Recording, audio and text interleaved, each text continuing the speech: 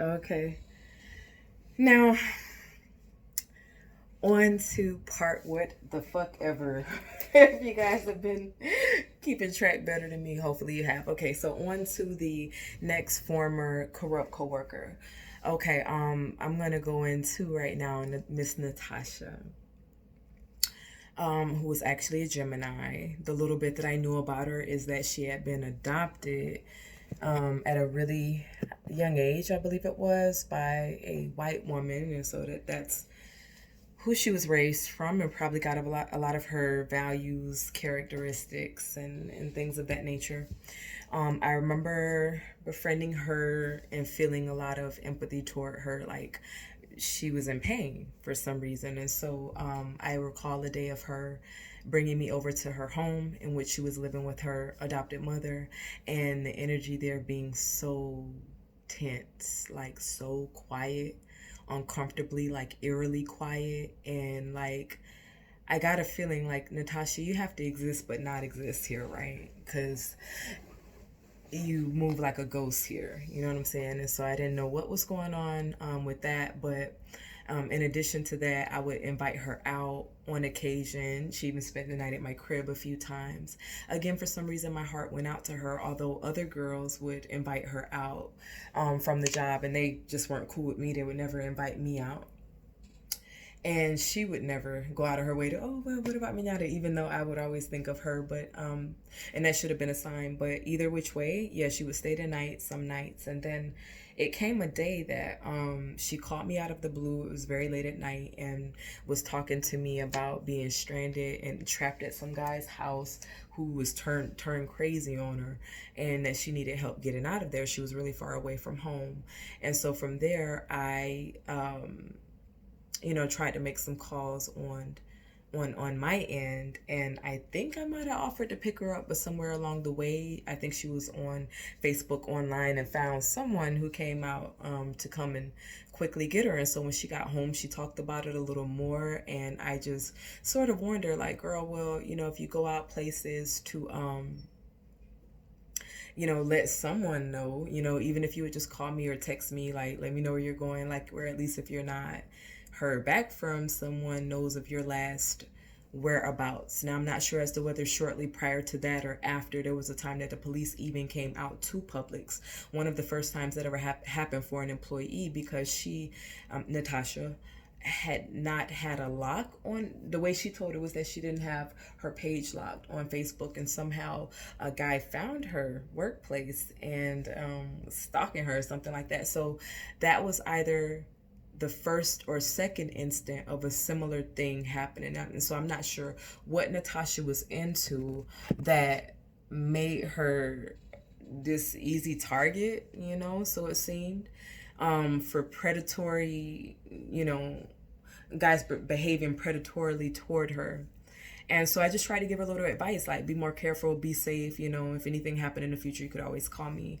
And I recall, like, the following day that we were going to be going to work, and that she just wanted to treat it like it never happened. She didn't want to talk about it. And so at work, like, I just asked her probably a last reassuring question or two. Like, you sure you're okay? Everything is good, what have you, may. And it seemed like it just pissed her off that I wouldn't just treat it like it never happened. And so shortly thereafter, when I finally got moved up into customer service, she was one of the first people that walked in and gave me the most evilest eye. Never congratulated me. Our relationship was never the same. And she immediately befriended people that saw me as their outward enemy, were clearly and outwardly sabotaging me, tearing down my name, lying on me if need be, anything to smear me, and joined in the party. In fact, there were two Geminis on the job. There was Natasha, and then the other one, I cannot forget his name because I literally erased him on such a deep level, but his name might have been Josh. I do need to confirm it. And I was gonna do someone else next, but now that I think about it, hey, Gemini the twins, and so both of them in acted similarly, and the relationships became alienated when I moved up, and both of them had very jealous and envious hearts and felt like maybe they deserved that. I feel like they didn't know what they were wishing for, because no one had the title besides Celeste and Time. And so again, it was a gladiator, like a throw us in the ring and see who all sabotage, attack, fight. It was entertainment. Again, what I felt like the whole psychological element of it was for the people in charge. And so there were people like Natasha and Josh, if I'm not mistaken, his name was, and that sat back so envious. And in fact, Josh made it up there by treachery and absolute deceit. And so that's why I feel like I should absolutely focus on him next. Now, I know I wanted to, and what this whole thing is about is addressing directly, individuals and bringing closure. And so with Natasha, I just can't say I held on to any real malice. I saw and still see her, and can only hope this wouldn't be the case, but like as a follower and a person that was just going to fall into the fold, and anything at that time that could have deflected and distracted from a lot of bad decisions she was making in her life at that time that were backfiring onto her. I've had open Facebook pages and never had anybody find my workplace. So it's no telling what Natasha was truly into. But I feel like she regretted sharing what she shared with me. And the fact that I was more nurturing, big sister, motherly about it made her, that can make people feel the truth. The truth resonates. The truth stands on its own, but it also triggers. And so maybe those were things she was beating herself up about and didn't want to hear anyone else say, but that they came from a genuine space, and from a friend-oriented space, looking out for another friend, from a sister to a sister.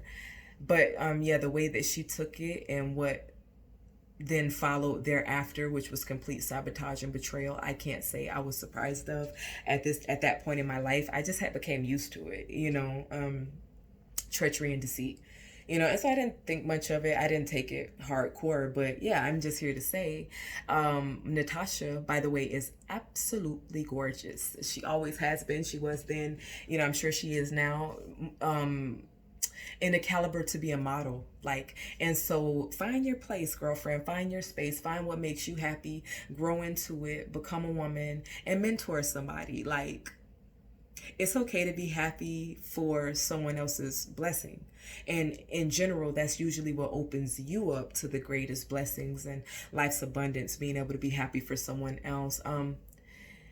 In terms of some of your backstabbing and treacherous ways, and that's between you and God.